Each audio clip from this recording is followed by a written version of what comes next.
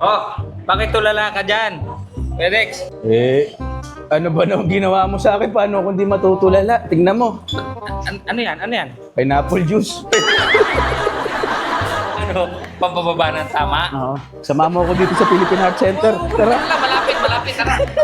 let's go! Mabuhay po kayo lahat mga Noy at kamusta po ang bautis sa atin Luzon, Visayas, Mindanao. Kailangan lakad matatag tayo dito dahil nandito tayo sa Matatag Street, Quezon City. At alam nyo ba kung bakit ako nandito, Noy? May naaamoy akong usok. Ang usok ng inihaw na liempo. At syempre, nasaan ba tayo? Kasama natin ngayon ang nag-iisa at walang makatalo-talong OG sa mukbangan. Yun o, nasa taas. Napakita nyo ba yan?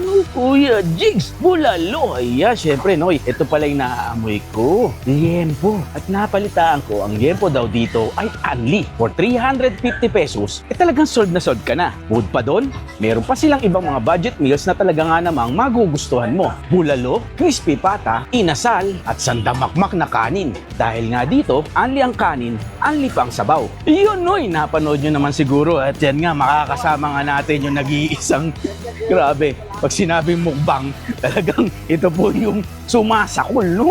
Ngayon naalamin natin ano bang ibig sabihin ng sakol at ano ang masarap dito sa ipinagmamalaki niyang Kuya Jigs Bulalo. Let's get it on mga Noy, tara pasukin natin siya.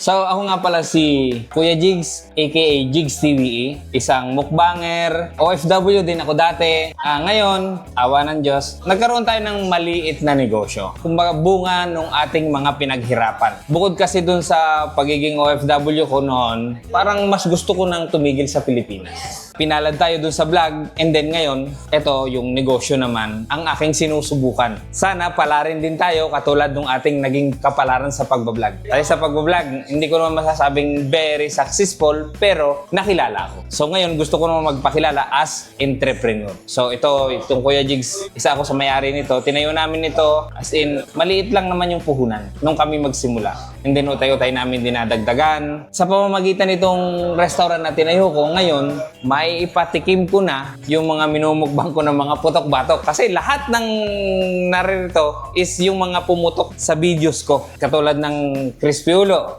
Alaman mo naman yan, pag crispy ulong kinain natin, gustong-gusto natin mga Pilipino yan. Malulutong, kumbaga, tapos yung crispy pata, and then meron tayong bulalo. Alam mo naman kung gaano karami ang kinain kong bone marrow.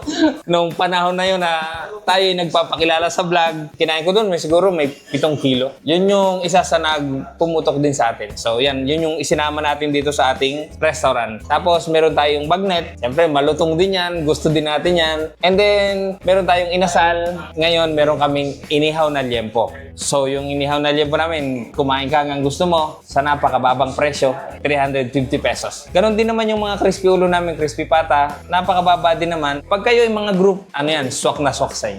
Dito kasi, mura, only rice. Although meron din mga only rice sa kanila. Siyempre, ang kaibahan nito, yung titikman nilang sabaw, yun yung recipe ko. Yun yung kaibahan niyan. Mapapamura sila sa sarap. Kasi nakikita ko, puro yung mga restaurant, puro only rice, only wings, only lechon. Ba't hindi ko subukan yung only liempo? Kakaiba to. Wala pang naglalabas nito dito. Although, baka hindi pa nakakarating sa akin, baka meron na. So yun, naisip ko, ba't hindi ko subukan to? Baka magugustuhan ng iba. Awa naman ng Diyos, maraming kumakain, maraming nakakagusto. Kasi nga, mura. Biruin mo, kakain ka ngayon sa isang restaurant, magkano? 120. Dito, makakain mo only. Only rice pa. Only soup. Ang hindi lang kasama, drinks. Oh, grabe yung challenges para sa negosyo. Mas madali yung mag-vlog kaysa mag-negosyo. Kasi pag may negosyo ka na, hindi ka masyadong makatulog. Patulog ka na, nakapikit yung mata mo, pero yung isip mo, nakabukas pa. Paano iniisip kasi yung mga tao? Paano to pagka hindi nag-click? Saan kukuha ng ipopondo sa susunod na mga buwan, yung mga pangsweldo sa mga tao, pambili ng stocks. Lahat yun, iniisip mo. Ganun kahirap.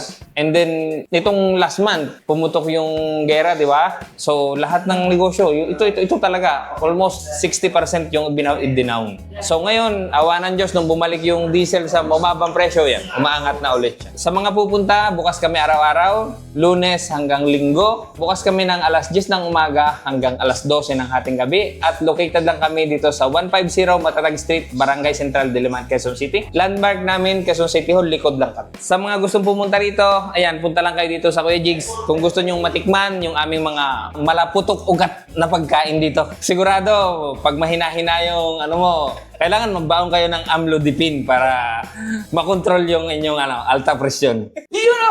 Ay, naku, kamusta po kayo lahat? Nakita niyo itong kasama ko ngayon. Ito po talaga, pag sinabing kainan, mukbang, dami nagsasabi sa akin na mukbang daw po, no? Ito talaga, yung OG, pag sinabing mukbang OG, actually, yung salitang mukbang, inimbento niya po yun. Sir Jigs, kamusta? Ayan. Kuya Jigs, syempre, no? Jigs TVE, to be exact, sa mga nanonood po sa atin, yan. Showcase na natin gagad ang kanyang Facebook page at ang kanyang YouTube channel.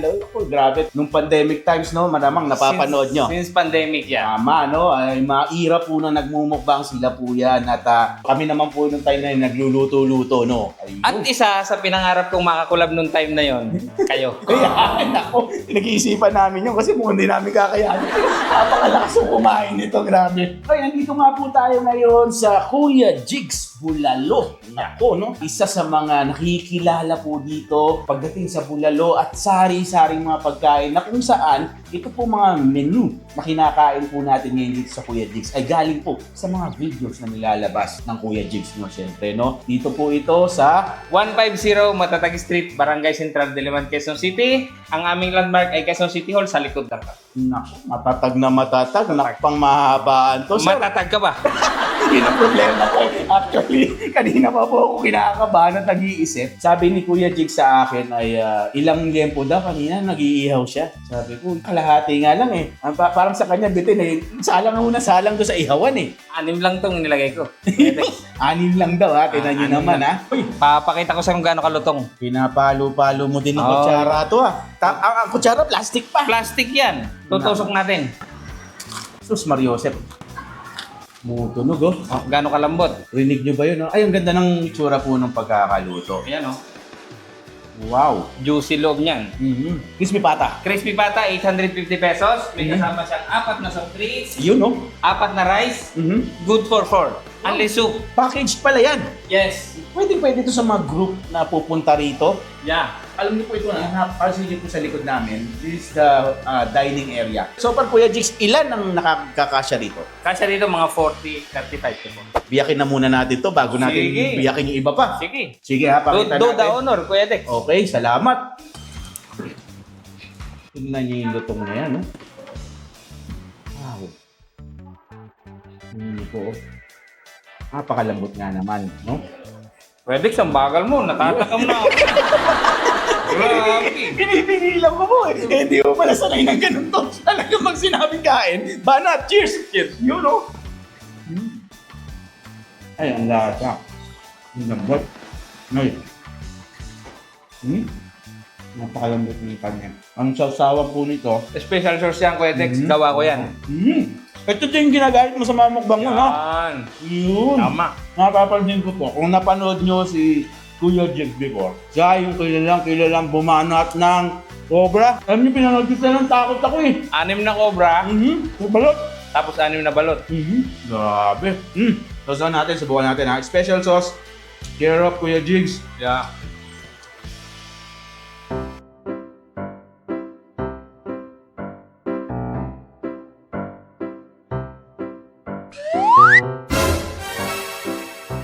Yung ginawa na.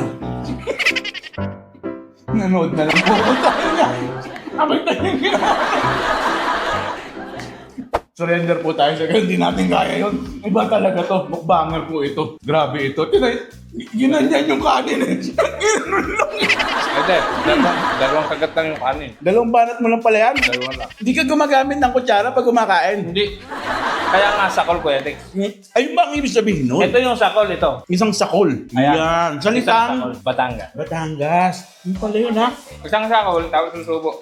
Oh no! Sinakol. Yung pala yun. Yung sa akin po, gajolin lang yung laki. Yung sa kanya po, sakol. Yung sa akin, saklang. Huwag mo nang lagyan ng kol. Saklang sa akin. kumain, oy. Siguro sa unang kagat pa lang po at sa unang subo ni Kuya Jigs, nakita nyo naman, natakam na kayo. Marahil gusto nyo pumunta rito, no? Showcase lang po natin. Yan, nakikita nyo yung address na yan. Dayuin na po natin, sugurin na natin. May nagbibigay po ng soft drink dito. May Andy ka rin bang ganyan? Soft drinks? Wala naman. Wala naman. Kala ko meron din. Lahat po kasi sa taong to, Andy. Yung cobra nun, nagkala ko yung Andy yan eh. Wow. Nga pala, for sure, dahil nagtatanong. Sa mga nanonood sa atin, siyempre, Gajix, lakas mo kumain, mukbang, ang dami mo kinakain. Paano mo mini-maintain yung health? Ganito ko, Eric. Ang ginagawa ko, pagka ako may mukbang kinabukasan, diba, bukas magmumukbang ako. Ngayong araw na to, hindi ako kakain yan. 16 hours. Tapos pagkakain ko ng mukbang, kinabukasan na ulit yung kain ko. 24 hours yun. Walang kain. And then, plus gym, exercise yan. Wala ka man maintenance na iniinom, gano'n something? Wala. All goods ako. Kaya pala pwede. Puro putok-batok po ang minumukbang nito. At magtataka ka sa akin, ang mataas sa akin ay yung good cholesterol. Samantalang puro Puro putok-batok kinakain ko. bihira yung pisik ng katawan siguro nun, no? Isa pa po sa mga pinuntahan natin dito actually, yung aniliempo. Ito ko, Eric, yun. Ito yan. For the price of 350 pesos per person. per person. Only liempo, only rice, only soup. Okay. 350 lang. Walang kasama sa Bix, ha? Walang kasamang soft drink. Yun lang, ha? Only rice, only soup, only liempo. Yeah. So, hingi lang sila ng hingi. Hingi ng liempo. Hanggat kaya mo, ha? Hanggang ma-high blood ka. At huwag ka matakot pag na-high blood na heart attack ka. Malapit ang heart center dito. Nandun ako. Ayun nga po pala. Isa sa mga landmark nito. Nasa heart center. Ngayon, alam ko na. Kung bakit dito ka nagtayo. Actually, isang tawag na puso. Kita mo lang yung gwardiya, pupunta na rin sa ambulansya. Actually, hindi ambulansya pupunta, na stretcher. Tutulak ka na lang, yun na lang po yung Philippine Heart Center. So, iniihaw ni Kuya Jigs kanina, dun sa labas. Habang iniihaw niya, yung usok po nito yung aroma. Maalingaw nga po dito sa buong street ng Matatag. Natin, may coaching taba dito. Sarap nito. Uy, nako. Sarap. Actually, meron nga tayong mga OFW pwede. Pagkababa ng aeroplano. Next pa rito. Diretso rito. Yun. Yun ha. Ang maganda doon, natsimpuhan nila na naririto ako. Oh, ganda naman. Galing. First time ko nakarinig ng Anli Liempo. Totoo yung sinabi, kanina nung kaikwento kami ni Kuya G. Hindi nga naman sabi naririnig yung Anli Liempo. Ngayon nila narinig. Nakakaino ka! Ngayon, narinig mo na. Oo, hindi mo na nakakain ka. Dami. Tubo lang muna tubo eh. Alam niyo ba, kung magtatanong kayo sa akin, honest to goodness answer po, no? Anong lasa ng pagkain ng Kuya Jigs? Yung lutong bahay na lasa na magugustuhan nyo. Parang luto po ng nanay natin, niluto po sa inyo. What na ganun lutong bahay yung lasa? Special po kagad yan. Kahit yung liempo namin, nalalasan mo, di ba? Wala siyang, hindi siya binabad sa toyo. Hindi. Ang kaya ano? Parang inihaw lang na typical na inihaw. Tama. Diba? Nako, hindi magtatanong ha, Kuya Jigs. Ito yung mga paborito ko. Ganito po ako mag-ihaw ng liempo. Tingnan nyo. Parang American style, no? Parang salt and pepper lang. Yeah, correct. Yun ang masarap dito, ng liempo. Kaya po, nung inihaw, yun nangingitim. Ay, di ba pag binabad ka nangingitim, eh, no? Lakas mangitim, eh. Kaya magtataka ka, minsan maputi. Mhm. Pero dinadaan mo ako sa kwento, ubos na yung liempo ko. Inahin. Napapahintubo ko. Kasi habang kumakain kami rin, habang titisos kayo, napatingin ako sa kanya. Talaga po wala yung kanyang sinasabi sa kanyang mga content, no, sa kanyang vlog. Sakulan natin, nakasakul po natin yung kinakain niya. Lahat po sinakul eh. Isang sakul eh, ito malalim na salitang Batanggenyo. Na, speaking of mga kainan, hindi ka sumasali ng mga fastest eating challenge, mga ganyan. Meron. Meron ka ng salihan? Actually, ka-upload ko lang yung yung Lomi. Loming Batangas, isang ganun. 2 minutes and 4 seconds. Naubod mo? Oo, naubos ko. Ano yun? Size na yun? Sambatya? Hindi man. Ganyan lang Planggana, parang planggana. Pero sobrang init nun. 3 araw ako hindi halos makakain kasi yung alang-alang ko, alam mo yung natuklap yung balat. Sobrang init. Kasi kailangan mong kainin kahit mainit. Siyempre, 2 minutes and 4 seconds, kailangan maubos mo. Singit ko lang, ang lambot ng liempo. Yung karne. Pag sinabing only soup, siyempre, ayun na may pumapasok na soup talaga nito. Ayan bulalo ito. Ilan ba soup ang kailangan mo? Ito only eh. Only ka ba? Ayan. Dura. Kaya po ba only ayan. May maliligo tayo na sabaw dito. Teka, lagyan natin isa dyan. Siyempre, man natin lumulutang tabako. Wow. Siguro, hindi na ako magtatanong, Batanggenyo to eh. Siyempre, ay pagka Batanggenyo, ay alam mo na. Alata, ang bulalo, hindi ko magkakamali ito. Ito po, meron tayo ngayon. Tag-isa talang kami. Actually, dami niya nilalagay. Dami ko, lagyan mo lang isa. Cheers tayo. Bone marrow, siyempre. So, anong ginagawa dito? Ikaw muna. Jigs, ako muna, no? Ikaw muna. Kinikis daw ito yung puto sa likod. Tapos, ano ito, manutan, no?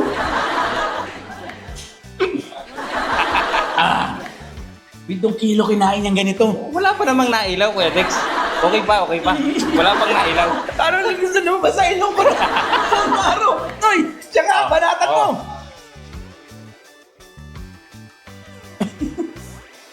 Ayun yun, oh. Oh. Ginaganon po talaga, grabe. Truly, exceptional. Kuya Jigs. Jigs TVE. Sa mga naghahanap po sa kanya, to kasama na natin. Sana naman pong masayang kainan ang ginagawa namin dito. Meron pa po itong yung ulo, no? Yeah. Yung crispy ulo, kung tawagin, no? Ay, hindi na po natin pinakita due to alam niyo na po, medyo may limitation po tayo dyan pagdating sa mga ganyang palabas. Pero yeah, bumibiyak na sa likod. Nakita niyo, ayan po yung biniyak niya na balat nung ulo. Kanya parang ito yung nilalagay sa no, yung ginagamit po sa palabok. Dudurugin mo. Naging chicharo, no? Tinan nyo, oh. Tag-isa tayo sa. Saw. Anyway, yan po Sana ito mga pagkain na to ay mapuntahan nyo rin at matikman nyo. Hindi na namin kayang ubunin to ng mahaba ka dahil ubunin po namin ang oras nyo pag kinain namin. Hindi po kaya nyo siguro in 20 minutes. Ako, humingi ako ng 2 oras para kayo. At hindi ko kakayanin na ubusin ito. Talagang meron po mga certified mukbanger, kagaya po ni Kuya Jigs, na gumagawa ng mga video na ganyan. Yan, no? Mabuhay po lahat ng ating mga mukbanger. Actually, hindi po ito in a way na sasabihin natin, pinopromote po natin yung pagkain ng masakit man pakinggan, pero sinasabi, ang siba naman ito, no? Pag kumakain. Ayun po ay way of entertainment lamang at hindi po yun ang way of life ng mga mukbanger. So, yun lang dapat natin tandaan, no? Saka una sa lahat dapat, bago ka magmukbang ng mga ganito, una health. Ay, akin naman po natin sinasabi yan. Ang galing na kay Kuya Jigs, kita nyo, mukbanger po ito. It's a form of entertainment. Showcase the food, how you eat, pero hindi po para i-promote na gawin din sa bahay nyo. Tama. Yan, di ba? Hindi po yun. Pang-entertainment na po. Actually, lahat naman po napapanood natin dapat lagi natin susuriin din, no? Yan. So, yun. Anyway, hindi ko napapakapay na yun. Medyo mahaba na po yung video. Maraming salamat syempre sa buong team ng Kuya Jigs Bulalo dito po sa Matatag Street. Dito po sa Quezon City, no? Sa lahat po ng team niya, especially kay Kuya Jig, syempre papasalamat po tayo sa pagkain hinanda niya ngayong araw na ito. Siyempre, hindi naman po tayo mukbanger, pero siya, tinan niya naman po yung plato. Ako, kakainin ko na lang po off-cam to. At syempre, sa mga kasama natin, lahat po ng nanonood sa atin, mabuhay po kayong lahat. Maraming salamat. Panghuling mensahe sa mga nanonood sa atin. Ayan, sa mga gustong tikman, yung aming mga malaputok ugat dito na pagkain, yan, punta lang kayo dito sa Kuya Jigs. And maraming salamat sa pag-subscribe kay Kuya Dex at saka sa pag-follow. At yung nga po, no, maraming salamat sa lahat ng ating mga nanonood ngayon, mga viewers natin. Mabuhay po kayo lahat. God bless us all. Siyempre, sa mga bagong subscribers natin, thank you po sa inyo. Sa mga tatalong po kay Kuya Jigs, maraming salamat po. Ngayon pa lamang, siyempre, hindi pa rin tumitigil. Ingangata pa rin po yung mga litid. At kung ano, actually, yung buto po kasi sarap ngat-ngatin niya. Tignan nyo, lagi ko sinasabi din yung napakasarap po niya, na. Siyempre, God bless us all. Ingat po tayo. Kuya Jigs, Kuya Jigs Bulalo. Bigyan natin ng pagmamahal yan, no? Iyan, no? Bye! Sabi.